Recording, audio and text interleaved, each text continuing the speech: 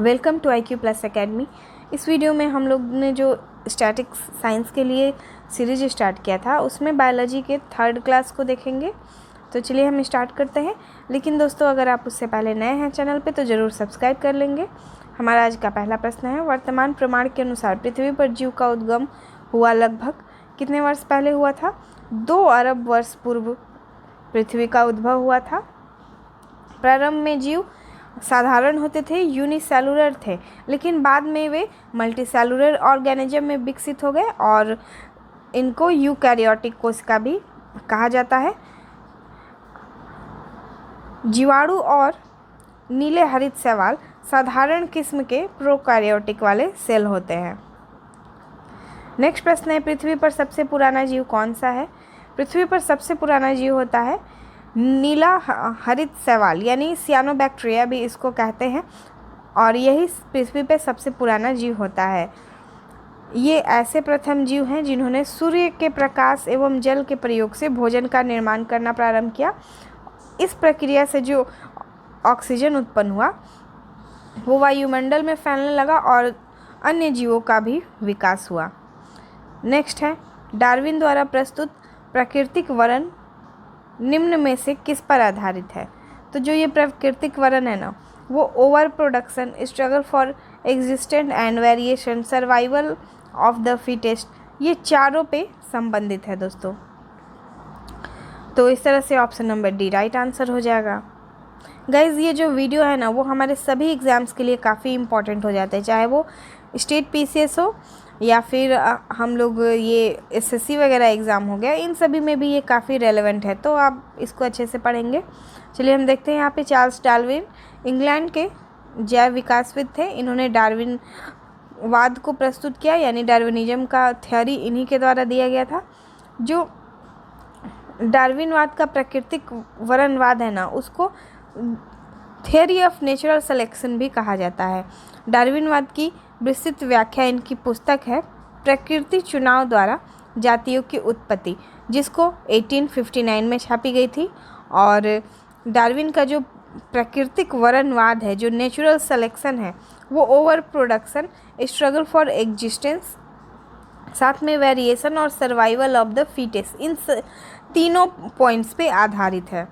अगर आप लोगों में से BPSC या फिर UPSC के कोई होंगे जिनका कि एंथ्रोपोलॉजी होगा तो उन्हें अच्छे से समझ में आ रहा होगा। ये पुस्तक द ऑरिजिन ऑफ स्पीसीज किसने लिखी थी? तो इसको लिखा गया था डार्विन के द्वारा। द ऑरिजिन ऑफ स्पीसीज पुस्तक को डार्विन के द्वारा लिखा गया था, और चार्ल्स डार्विन इंग्लैंड के जैव विकासविद थे। इनके द्वारा जो विकासवाद को डार्विनवाद या प्राकृतिक वर्णनवाद कहते हैं, जो इन्होंने विकासवाद को प्रस्तुत किया था उसे डार्विनवाद या प्राकृतिक वर्णनवाद यानी थियरी ऑफ नेचुरल सिलेक्शन कहते हैं। अगला प्रश्न है, विकासवाद का सिद्धांत किसने प्रस्तुत किया था? विकासवाद का जो सिद्धांत है उसे डार्विन के द्वारा प्रस्तुत किया गया था। तो इस तरह से option number B right answer हो जाएगा। चार्ल्स डार्विन का मत था कि प्रकृति क्रमिक परिवर्तन के द्वारा अपना विकास करती है। विकासवाद कहलाने वाला यही सिद्धांत आधुनिक जीव का नींव बना है। नेक्स्ट है, जैव विकास को सर्वप्रथम किसने समझाया था? जैव विकास को समझाने वाले सबसे पहले व्यक्ति थे लैमार्क। इनकी पुस्तक आई थी 1809 ईस्वी में, फिलॉसफी ऑफ जूलॉजी। इसी में इन्होंने इसे छापा था। चलिए, इसे लैमार्क का सिद्धांत या फिर the theory of inheritance of acquired characters भी कहते हैं। नेक्स्ट प्रश्न है, निम्नलिखित में से कौन सा जीव अंडज है? तो यहाँ पे मेढक जो है ना वो अंडज है, यानी ओविपैरा इन्हें कहते हैं। साथ ही देखेंगे, इन जीवों का भ्रूण का विकास माता के गर्भ में नहीं होता है। जैसा कि आप लोग बहुत बार देखते होंगे बरसात के दिनों में पानी में कि छोटे छोटे ऐसे कुछ जीव दिखाई देते हैं जो कि इन्हीं के अंडे होते हैं। तो जो अंडे नहीं कह सकते, भ्रूण कह सकते हैं। तो ये बाहर इनका भ्रूण विकास करता है। तो इसका और भी अगर एग्जाम्पल देख ले तो उसमें मछली हो गया, पक्षी हो गया, मेढक हो गया, सरीसृप, तो ये सारी चीज़ें इसमें शामिल है। नेक्स्ट है, जीव विज्ञान वह शाखा जो जीव की संरचना और उनके अंगों के अध्ययन से संबंधित है। तो इसे क्या कहते हैं? शरीर रचना विज्ञान इसे कहते हैं। शरीर रचना विज्ञान या शारीरिक जीव विज्ञान की वह शाखा है जो जीवों की संरचना और उनके अंगों के अध्ययन से संबंधित है। जब किसी विशेष प्राणी या फिर किसी वनस्पति की शरीर रचना का अध्ययन किया जाता है तो इसे विशेष शारीरिकी अध्ययन कहते हैं।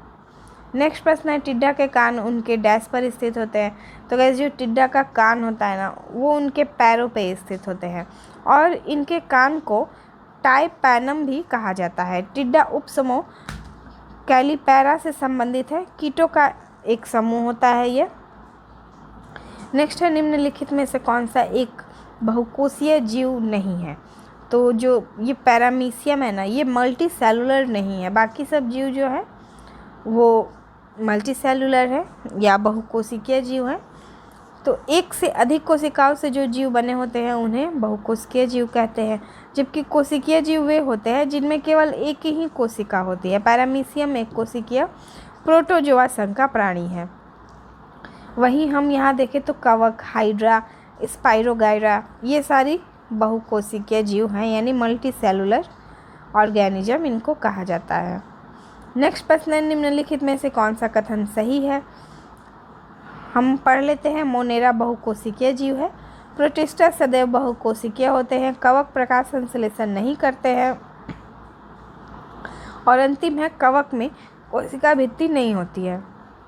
तो गाइस इसका ऑप्शन नंबर सी जो है ना वो राइट है।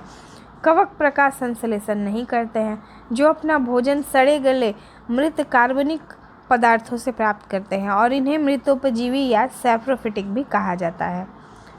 अगला प्रश्न है, विकास के उत्परिवर्तन का सिद्धांत किसने प्रतिपादित किया था? तो जो ये सिद्धांत प्रतिपादित किया गया था, विकास के उत्परिवर्तन का सिद्धांत, उसे ह्यूगो डी ब्रिज के द्वारा प्रकाशित किया गया था।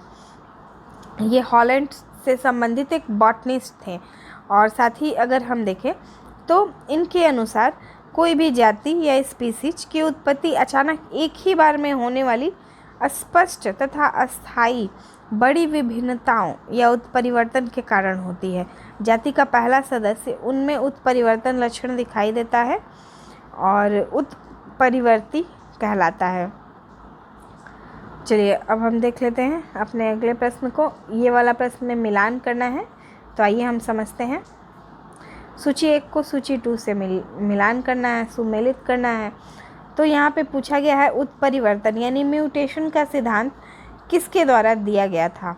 तो म्यूटेशन का जो सिद्धांत था अभी अभी हमने देखा कि ह्यूगो डी ब्रिज ने दिया था। अब दूसरा आता है विकास का सिद्धांत। तो जो ये विकास का सिद्धांत दिया गया था ना, वो डार्विन के द्वारा दिया गया था। तीसरा है एक जीन एक एंजाइम की परिकल्पना किसने दी थी? यह जो परिकल्पना थी ये विडल और टैटम के द्वारा दी गई थी, ये याद रखेंगे। और तीसरा है ओपेरॉन अवधारणा, तो ये जैकब और मोनेट के द्वारा दी गई थी। चलिए आई होप आप समझ गए होंगे। यहाँ पे आप अच्छे से देख लेंगे। उत्परिवर्तन के सिद्धांत को ह्यूगो डी ब्रिज ने दिया था, विकास के सिद्धांत को डार्विन ने दिया था, एक जीन एक एंजाइम की परिकल्पना विडल और टैटम ने किया था, साथ ही ओपेरॉन अवधारणा को जैकब और मोनेट ने दिया था। अगला प्रश्न है विकास का मुख्य कारण डैश है। तो विकास का मुख्य कारण क्या है? प्रकृति वरण ही विकास का मुख्य कारण होता है, यानी नेचुरल सिलेक्शन। चलिए अब हम यहाँ पे देख लेते हैं अपने अगले प्रश्न को। अगला प्रश्न है जैव विकास के संदर्भ में सांपों के अंगों का लोप होने की स्पष्ट किया जाता है। तो जो ये सांपों का में अंगों का लोप होने को स्पष्ट किया जाता है वो अंगों की उपयोगिता और अनुपयोगिता पर किया जाता है। फ्रांसीसी जैव विज्ञानी लैमार्क के अनुसार परिवर्तन शरीर के उपयोग तथा अनुपयोग यानी यूज़ एंड डिसयूज़ के कारण होता है। बदलते वातावरण में जीवधारी नई आवश्यकताओं जो इनकी नीड्स होती है उनको पूरा करने के लिए कुछ अंगों का अधिक उपयोग करते हैं और जबकि कुछ अंगों का कम उपयोग करते हैं, जिनके कारण अधिक उपयोग जिन अंगों का किया जाता है ना, वो मजबूत होते जाते हैं और उनका विकास भी होता है, तथा वे अंग जिनका यूज़ नहीं किया जाता है वो धीरे धीरे निष्क्रिय हो जाते हैं और लुप्त हो जाते हैं। तो इसका उदाहरण हम लोग अवशेषीय अंग के रूप में देख सकते हैं। लैमार्क ने अंगों के उपयोग के उदाहरण के रूप में सर्पों के टांगों का अभाव भी बताया है। जैसे एक और एग्जाम्पल यहाँ पे ले सकते हैं, जिराफ के गर्दन जो लंबी हो गई है उसको ले सकते हैं। चलिए नेक्स्ट, भारत की विशाल वन्य बिल्लियों में किसके बारे में कहा जाता है कि वह हाल ही में लुप्त हो गई हैं?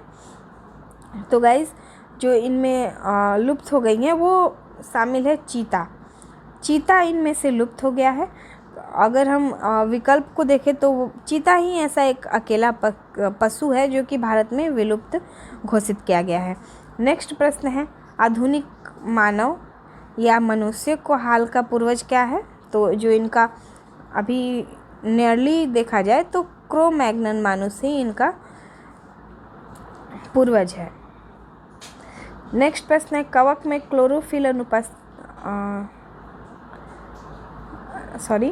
नेक्स्ट प्रश्न है, निम्नलिखित में से कौन मोनेरा समूह में आता है? तो जो इसमें मोनेरा समूह में आता है ना, वो जीवाणु होते हैं। जीवाणु मोनेरा समूह में आते हैं। साथ ही हम देखें तो इन जीवों में ना तो संगठित केंद्रक होता है और ना ही संगठित कोशिकांग होते हैं, और ये बहुकोशिकीय भी होते हैं। चलिए अगला प्रश्न है, नेरिस फेरिटेमा यानी केचुआ और हिरुडिनेरिया किस संघ के उदाहरण हैं? ये एनेलिड से संबंधित है। जो ऐसे केचुआ का बॉडी आपने देखा होगा कि इस तरह से होता होगा और ये खंड खंड ऐसे ऐसे डिवाइडेड होते हैं। तो जो ये खंडयुक्त कृमि या फिर सेगमेंटेड वॉर्म्स जो होते हैं ना, सेगमेंटेड वॉर्म्स, इन्हीं को मतलब कि हम लोग कनेक्टेड कर सकते हैं एनेलिड से। साथ ही हम अगर देखें तो इनके शरीर में कोमल, लचीला और द्विपार्श्विक एवं त्रिस्तरीय होता है। नेक्स्ट प्रश्न देखते हैं, एक समान गुणों जैसे पृष्ठ रज्जु यानी नोटोकॉर्ड का पृष्ठीय खोखला तंत्रिका तंत्र के आधार पर प्राणियों जैसे मछली, उभयचर, सरीसृप और पक्षी के स्तनधारी को किस संघ में लिया गया है? ये जो भी यहाँ पे एग्जाम्पल्स दिए गए हैं वो सब कॉर्डेट से संबंधित है, यानी कॉर्डेटा से संबंधित है। मछली हो गया, उभयचर हो गया, सरीसृप, पक्षी, स्तनधारी को कॉर्डेटा संघ में रखा गया है। और साथ ही इन जंतुओं के जीवन में किसी न किसी अवस्था में नोटोकॉर्ड यानी मेरुदंड अवश्य पाई जाती है। अब आते हैं अपने अगले प्रश्न पे। डोडो पक्षी को डैश श्रेणी में वर्गीकृत किया गया है? डोडो पक्षी को कितनी श्रेणियों में किया गया है? तो दोस्तों ये विलुप्त हो चुके हैं। अब डोडो पक्षी पूरी तरह से विलुप्त हो गए हैं और इनका अगर नाम देखें तो रेफस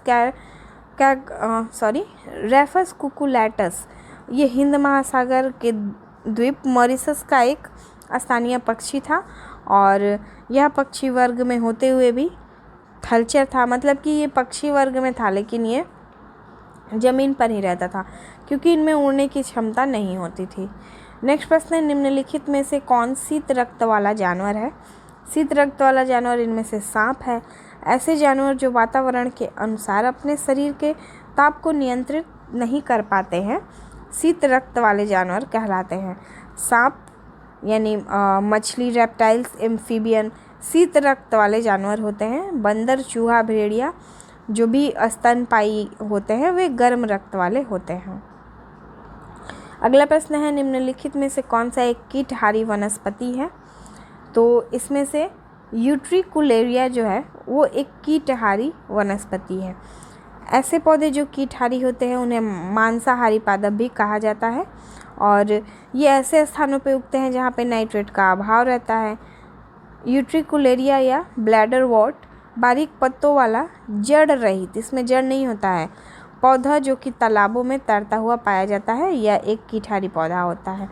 नेक्स्ट प्रश्न है, जिन प्राणियों में कोशिकाएं 3 भ्रूणीय स्तरों में व्यवस्थित होती है उन्हें डैश कहते हैं? इन्हें ट्रिफ्लोब्लास्टिक या त्रिकोरिक कहा जाता है। ये त्रिकोरिकी का मतलब ट्राई लेयर जो होता है वो 3 स्तरीय जीवों में कोशिकीय 3 भ्रूणीय स्तरों में व्यवस्थित होता है। अगर हम देखें तो ये एक्टोडर्म, मेसोडर्म और एंडोडर्म में विभाजित होता है। चलिए नेक्स्ट प्रश्न है, एक कोशिकीय जीव कैसे प्रजनन करता है? अगर हम इसकी बात करें तो इसमें कोशिका का विभाजन होता है। जो भी एक कोशिकीय जीव होते हैं जैसे कि अमीबा हो गया, पैरामीशियम, यूग्लिना, तो इन सभी में कोशिकाओं का विभाजन होता है और तब जाके ऐसे ही नए जीवों का निर्माण होता है। अगला प्रश्न है, शब्द डेनिसोवन कभी कभी समाचार माध्यम में किस संदर्भ में आता है? तो जो ये डेनिसोवन है ना, वो आदि मानव जाति के स्पीसीज हैं। ये यूरेशिया के जंगलों में पाए जाते थे। 1.5 से 2 लाख पूर्व में ये निवास किया करते थे। पहली बार इन्हें वर्ष 2010 में साइबेरिया की गुफाओं में प्राप्त अस्थि अवशेषों से इनकी पहचान की गई थी। आइए अगला प्रश्न देखते हैं, आर्कियोपेटेरिक्स क्या है? तो ये जो है ना, जुरासिक युग का एक सर्वपुरातन पक्षी है। अगर हम देखें तो आर्कियोपेटेरिक्स जुरासिक युग का एक सर्वपुरातन पक्षी था जिसके जीवाश्म यानी फॉसिल्स लगभग 15 करोड़ वर्ष पुरानी जुरासिक चट्टानों से मिले थे। तो यह क्या था? यह मेनली है ना सरीसृपों और पक्षियों के बीच में रेप्टाइल्स और एव्स के बीच का यह कनेक्टिंग लिंक माना जाता है। इसमें सरीसृपों यानी रेप्टाइल्स की तरह लंबी पूंछ होती थी, चोंच, दांत और जो अग्रपाद होते थे, उंगलियों के पंजे जो होते थे। फिर भी यह पक्षी था क्योंकि इसके अग्रपाद उड़ने के लिए पंखों में रूपांतरित हो चुके थे। तो इससे प्रूफ होता है कि ये रेप्टाइल्स और एव्स इन दोनों के बीच के कनेक्टिंग लिंक है। चलिए अगला प्रश्न है, आर्कियोपेटेरिक्स किन वर्गों के प्राणियों के बीच की योजक कड़ी है या कनेक्टिंग लिंक है? तो अभी अभी हमने देखा कि ये सरीसृपों पक्षियों के बीच की योजक कड़ी है। मैमथ पूर्वज हैं किसके? ये हाथियों के पूर्वज होते थे जो कि प्रेजेंट में विलुप्त हो गए हैं और यह हाथी का पूर्वज माना जाता है। डायनासोर थे। डायनासोर क्या थे? ये मीजोजोइक सरीसृप हुआ करते थे। अगर हम देखें तो ये विशालकाय सरीसृप होते थे जो कि मध्यजीवी या मीजोजोइक एरा में पाए जाते थे। अगला प्रश्न है, डायनासोर रहे कब रहे थे? डायनासोर हमने अभी देखा मेसोजोइक युग में रहे थे। देखिए प्रश्नों को किस तरह से कितनी बार पूछा जा रहा है अलग अलग एग्जाम्स में, तो इसी से आप अंदाज़ा लगा सकते हैं कि स्टैटिक्स जीके में प्रीवियस ईयर के प्रश्न हमारे लिए कितने ज़्यादा महत्वपूर्ण हैं। चलिए अगला प्रश्न देखते हैं, जीवों के विकास या इवोल्यूशन के संदर्भ में निम्नलिखित में कौन सा अनुक्रम सही है? तो यहाँ पे हम देख सकते हैं सबसे पहले सैलामेंडर आता है, फिर अजगर, फिर कैंगरू। सैलामेंडर का विकास काल सबसे पहले 360 मिलियन वर्ष पूर्व हुआ था और कैंगारू का सबसे बाद में 145 मिलियन पूर्व का हो चुका था। अगला प्रश्न है, निम्नलिखित में से किसके शरीर से पूंछ तक खंडित होता है? तो जो यहाँ पे एनेलिडा जाति है ना, वो यहाँ पे इनके शरीर से पूंछ भी खंडित हो जाता है, जैसा कि केचुआ मैंने अभी बताया आपसे। तो इसको कहीं से भी काट देते हैं लेकिन लगता है मतलब फिर से ये जिंदा हो जाता है। चलिए इससे क्या होता है ना, वास्तविक अंगों की जो शारीरिक संरचना होती है वो इसी में निहित होती है। ऑर्थोपोडा में शरीर खंडयुक्त पाया जाता है। चलिए अब अगला प्रश्न देखते हैं, निम्नलिखित में से कौन सर्वाधिक दीर्घायु है? तो गाइज कछुआ जो कि सबसे लंबे टाइम तक जीता है। एक बाज का जो जीवन काल होता है वो 70 ईयर्स का होता है। कछुए का जीवन 150 वर्ष का होता है। चीते का 20 वर्ष का, वहीं हाथी का 60 से 70 वर्ष का होता है। ईस्ट क्या है? ईस्ट एक कवक है। तो इस तरह से option number B right answer हो जाएगा। यह यूकैरियोटिक एक कोशिकीय सूक्ष्म जीव है। ये शर्करा युक्त कार्बनिक पदार्थ में बहुतायत से पाया जाता है और जीवाणु का एक कोशिकीय जीव है। ये अकेंद्रिक कोशिका भित्ति युक्त होते हैं। शैवाल स्वपोषी होते हैं। ये कोशिकीय से लेकर बहुकोशिकीय हो सकते हैं। अगला प्रश्न है लाइकेन किन दो बीजों के स्तंभ है गाइस? तो ये कवक और शैवाल के बीच में संबंध रखता है, म्यूचुअल कह सकते हैं इसको। लाइकेन शैवाल और कवक के बीच का संबंध है। चलिए अगर हम देखें तो लाइकेन से एक और प्रश्न आता है, यह प्रदूषण का सूचक होता है। तो कई बार प्रश्नों में पूछा जाता है इसको। अगला प्रश्न है कीटभक्षी किस तत्व की कमी वाली मिट्टी में उगते हैं? हमने अभी कुछ टाइम पहले पढ़ा कि नाइट्रोजन की कमी वाली मिट्टी में ये उगते हैं। अगला प्रश्न है खुले परिसंचन तंत्र वाले जानवरों में होता है, क्या होता है? हीमोसील या रक्त गुहा इनमें पाया जाता है। अगला प्रश्न हम देख लेते हैं, निम्नलिखित में से कौन सा परिजीवी शैवाल काई का एक उदाहरण है? तो दोस्तों जो इसका सीफेल्यूरस होता है ना, ये ही उसका उदाहरण होता है। यह काई का एक उदाहरण है, यानी सीफेल्यूरस परिजीवी शैवाल इसको कहते हैं। इसका विकास परिजीवी के रूप में चाय, कॉफ़ी, आम और अमरूद की पत्तियों पर होता है। इसकी उपस्थिति से पेड़ों में रेड रोस्ट नामक रोग भी हो जाता है, तो ये आप याद रखेंगे। अगला प्रश्न है निम्नलिखित में से कौन सा अंडज स्तनी है? तो यह जो डक बिल्स प्लेटिपस या बतख चोच जो होता है ना, वो एक अंडज स्तनी होता है। पूर्वी ऑस्ट्रेलिया में यह पाया जाता है। साथ ही अगर हम देखें तो यह स्तनधारी अपने शिशुओं को दूध पिलाता है, लेकिन गर्भधारण करने के बजाय अंडे देता है। स्लॉथ भालू की प्रजाति का स्तनधारी है यह। अगला प्रश्न देखते हैं, मेढक के वृक्क किस प्रकार के होते हैं? जो इसके वृक्क होते हैं ना, वो मध्य वृक्क होते हैं, यानी मीजोनेफ्रॉस होते हैं। यह एक कार्यात्मक वृक्क है। यह भ्रूणीय अवस्था से वयस्क अवस्था तक रहता है। अगला प्रश्न है, स्तनधारियों के रक्त में सबसे बड़ी कोशिका सेल कौन सी होती है? तो दोस्तों जो इसकी सबसे बड़ी सेल होती है ना, वो मोनोसाइट्स होती है। स्तनधारियों के रक्त में सबसे बड़ी कोशिकाएं मोनोसाइट्स होती है। रक्त के अन्य घटकों में प्लाज्मा, इरिथ्रोसाइट्स, ल्यूकोसाइट्स और थ्रोम्बोसाइट्स भी शामिल है। लिम्फोसाइट्स को क्या कहते हैं? श्वेत रक्त कोशिका यानी वाइट ब्लड सेल। इरिथ्रोसाइट्स को लाल रक्त कोशिका कहते हैं। और साथ ही बेसोफिल्स की उपस्थिति से रक्त का थक्का देर से बनता है। ये भी एग्जाम्स में पूछा जाता है। ये रोगाणुओं से लड़ने में भी सहायता करते हैं। अगला प्रश्न है, द्विपद या बायनॉमियल नाम किसने प्रस्तावित किया था? इसे लीनियस के द्वारा प्रस्तावित किया था। द्विपद या बायनॉमियल नाम पद्धति लीनियस ने प्रस्तावित की। इसके अनुसार दिए गए दो अंग होते हैं, और नाम का जो दो अंग होता है, जो क्रमशः जीवों के वंश या जीनस और स्पीसीज से संबंधित होते हैं। सबसे पहले जॉन रे प्रथम व्यक्ति थे जिन्होंने जाति, वंश और अंतर स्पष्ट किया तथा उच्चतर प्रकृति वर्गीकरण से किया। अरस्तु को जीव विज्ञान के पिता के नाम से भी जाना जाता है, और साथ ही जंतु विज्ञान के जनक भी अरस्तु है। इन्हें जंतु विज्ञान के जनक भी कहा जाता है। अगला प्रश्न है, 5 किंगडम वर्गीकरण किसने प्रस्तावित किया था? तो इसे आर.एच. व्हिटेकर के द्वारा प्रस्तावित किया गया था। इन्होंने 1969 में वनस्पतियों को 5 वर्गों में विभाजित किया था। कौन कौन से? मोनेरा, प्रोटिस्टा, फंजाई, प्लांटी और एनिमेलिया। जॉन रे प्रथम व्यक्ति थे जिन्होंने जाति और वंश में अंतर स्पष्ट किया था। लीनियस ने द्विपद नाम की पद्धति को प्रस्तावित किया। H.F.